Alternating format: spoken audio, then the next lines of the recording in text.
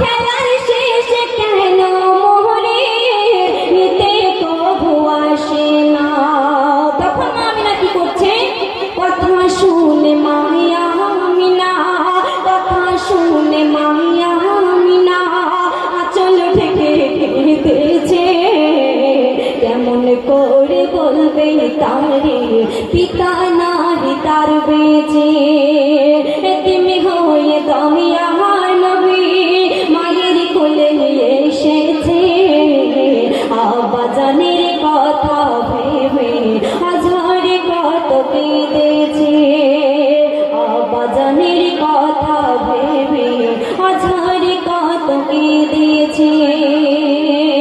যখন মা আমিনাকে প্রশ্ন করলেন আল্লাহ রাসূল যে আম্মাজি কেন আমাকে আমার আব্বাজি খেলার শেষে আমায় নিতে আসে না, তখন মা আমিনা আঁচল থেকে কত কান্না পেরেছে, অথচ বলতে পারেনি যে তোমার আব্বা দুনিয়ার মধ্যে বেঁচে নেই।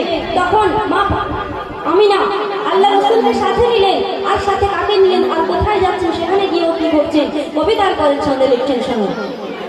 পিতার কবজে রাতে চলে শিশু মোহাম্মদ, পিতার কোলে কাপড় ধরে করে চলে ফরিয়াদ।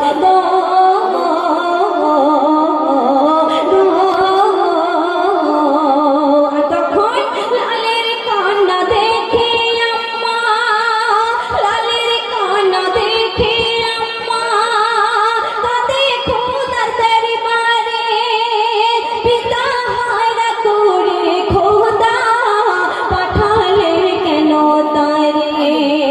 জিয়ারত পরে তারা, জিয়ারত পরে তারা রওনা যখন করেছে। ফেরার পথে আম্মা নবীর চির বিদায় নিয়েছে।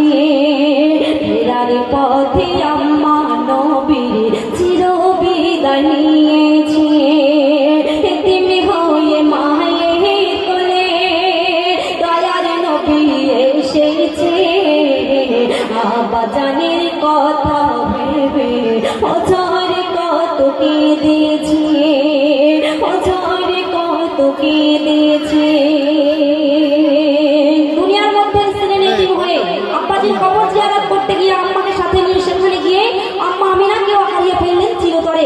এত দুঃখে কষ্টের মধ্য দিয়েও তিনি কিন্তু এক মুহূর্তের জন্য কিন্তু এই নাদান উম্মতকে বলেননি। সে সম্পর্কে কবি পরের ছন্দে লিখছে শুনুন। পিপলা